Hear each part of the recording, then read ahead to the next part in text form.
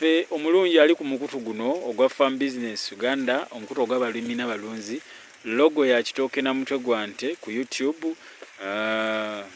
Okusobola okuba nga ofuna amagezi mu nsonga ez'okulima ate era mu nsonga ez'okulunda.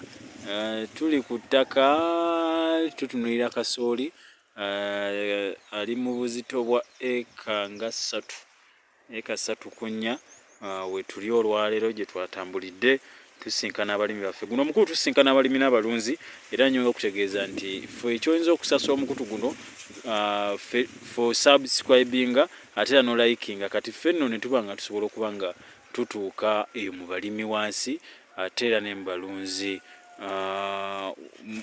wansi. Ffe kyoyinza tuzamu amagezi no ne gakusanga awo nno mu nyumba yo ba kompyuta yo ba ku simu yo gwe nno n'otandika okulima. Tulina omukulu gwe tukyaliddeko nja mumusaba abe nga tweyanjulira tulabe kasooli ono munnange kati omusana negwaka gutya ne gugwayo mu ggulu wano ajja tugamba bakyakosebwa nenze ndaba takyakosebwa amazima ng'egye mmanyi ebyokulima n'okulunda. So obuuza ku balabi baffe abalungi abali ku mukutu guno ogwa Farm Business Uganda.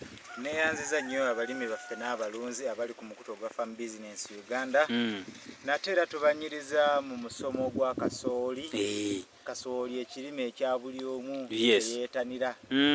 Kye basinga okuyita ekyaleisi naye kati essaawa zino kyattunzi kyokyanga keeki eyo kya.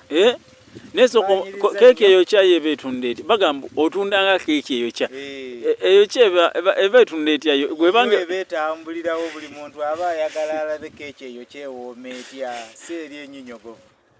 So kati ne kasooli naye naffe abakasooli tuli tutundanga keeki eyo kya. Era eno sizoni abalimyeko kasooli nganze n'ofuna omunwe bwe guti mba ndi mu masanyu gokka kuba kyo kikutteyo era kinkoledde. So mu byonna byonna nga tuli mu nnimiro ya kasooli oba nga tulima kasooli ntera bagamba bulijjo nti nga tonnatandika sooka okole pulaani. Sooka opulaaninge abamu tubeera n'ennimiro ozisangamu emiti zirimu kalitunsi zirimu fene zirimu ovakedo zirimu buli kika kya muti nga kiri mu ttaka eyo ly'oyagala okulimiramu. Naye kati bw'otunuulira ennimiro ng'eno ennimiro nnungi eri plain emiti ogiraba nti giri ku mabbali ga nnimiro tegiri wakati mu nnimiro. Kati ne wooba osimba ekintu okisimba nga naawe olaba ennimiro yeeyo. Kati olwaleero tugenda tunuulira ku kasooli.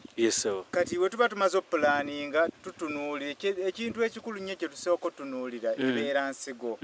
Nsigo ki gye wandikozesezza? Ensigo nnyingi eya kasooli eri ku katale saawa zino.